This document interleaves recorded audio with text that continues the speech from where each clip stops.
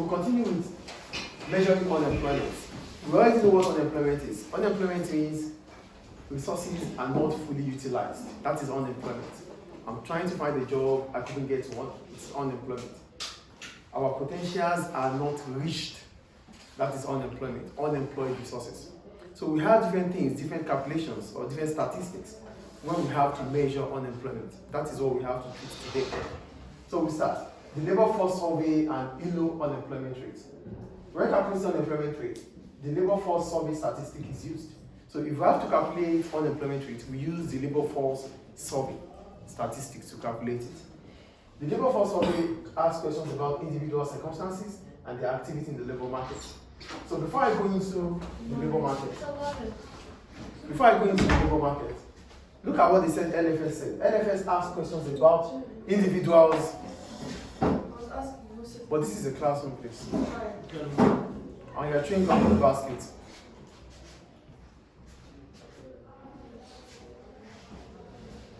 Like I said, the LFS, the labor force survey, asked questions about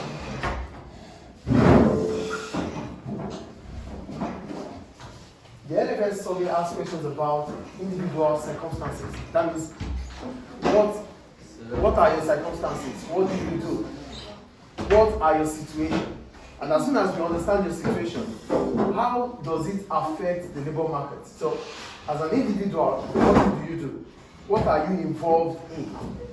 Then when we know what you are involved in, then we'll be able to determine if you are employed, if you are unemployed, if you are underemployed. Get the point here. The labor force survey statistic tells us how or helps us to measure unemployment rates. But the point is this: what does this labor force survey statistic do? What it does? It asks questions about you as an individual with your circumstance. Then, how are you involved in the labor market? And what is the labor market? The labor market is where the demand for labor and the supply of labor is exchanged. Demand for labor and the supply of labor is exchanged. That is the labor market. So when we talk about demand for labor, we're talking about the numbers of workers firms are willing to employ at a given wage rate. That is demand for labor. And supply of labor is the number of workers that are willing to work at a given wage rate. So where the demand for and supply of meets is called the labor market. So we know you as an individual, we understand your circumstance, then we are able to determine if you are unemployed, you are underemployed, or you are economically inactive or economically active. That is about that. I would appreciate you lift it up instead of dragging. So we go on. ILO unemployment rate. So the International Labour Organization unemployment rate formula is ILO unemployed, the total number of people that are unemployed, divided by economically active population. We're talking about the labor force here, multiplied by 100. Economically active population, these are people that are employed, that have the willingness and ability to work at a rate of this percentage. That is ILO. Then, we have other statistics that we use in measuring unemployment rate. The first one is the employment rate. When we talk about employment rate, we're talking about those that are employed. So how do we measure the percentage of those that are employed? It is number of those in work, those that are working right now, divided by the population of the working age, which we talked about yesterday, for maybe 16 to 65 years old.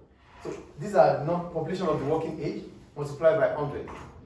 The employment rate, number of those working right now, divided by population of the working age, which could be from 16 to 65 as a percentage. That is the employment rate. Then the ILO unemployment rate is the same as this. The third one, the activity rate. When we talk about activity rate, we're talking about the active population divided by the labor force, which is the working population multiplied by 100. Then we have the inactivity rate. Number of those in the inactive population, those that are inactive, like the children, parents that are taking care of the kids, they are economically inactive, divided by the total population, the working population, which is 16 to 65, multiplied by 100. Then we have questions in the activity form.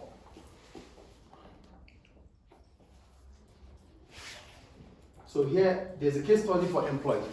They said, case study employed activity form. For each of the above, decide whether those people are employed, unemployed, or part of economically inactive population. The first one, Pedro worked 36 hours last week as an electrician. Pedro worked 36 hours last week as an electrician. He worked. So it is, Pedro is what? Employed. Do we get it, please? The second one. Sarah lost her job as a part-time secretary 2 months ago. Every week she visits a job center to try to find a new job. She will be able to start within a week if she found one. Remember we said unemployed people are those who are willing to work, but they couldn't find a job in the last month, but are willing to work within the next 2 weeks. So Sarah falls into this category. Unemployed. Is it clear? The third one. Alex is out of work. He would like a job but stopped looking 3 months ago since he became so discouraged. No job seems to be available. Economically inactive. Economically inactive, thank you, because he stopped already looking for a job. The fourth one. Ideally, Joanne would like to work. She is not seeking work at the moment because she is caring for an elderly relative at home. In any case, she would not be able to start a job within 2 weeks. She won't be able to start work within the 2 weeks. She is economically inactive because she has someone to take care of at home. And the last one, John works less hours than he would like. He became self-employed in the last recession when he lost his previous job. Although he works, he does look at job adverts in case something better comes up. Although he works, but he's still looking for something better, so he's employed. Though we might think that he's underemployed, but it is employed. He is employed.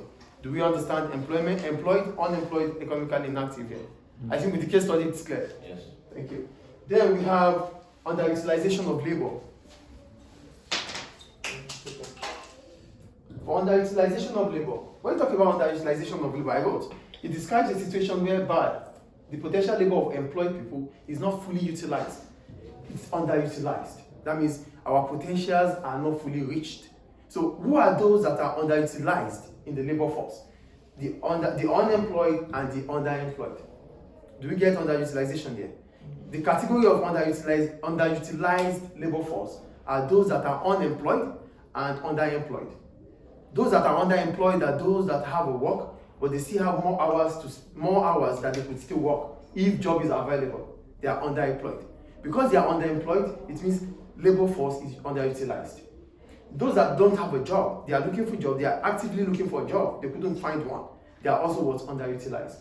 Do we understand underutilization of labor here?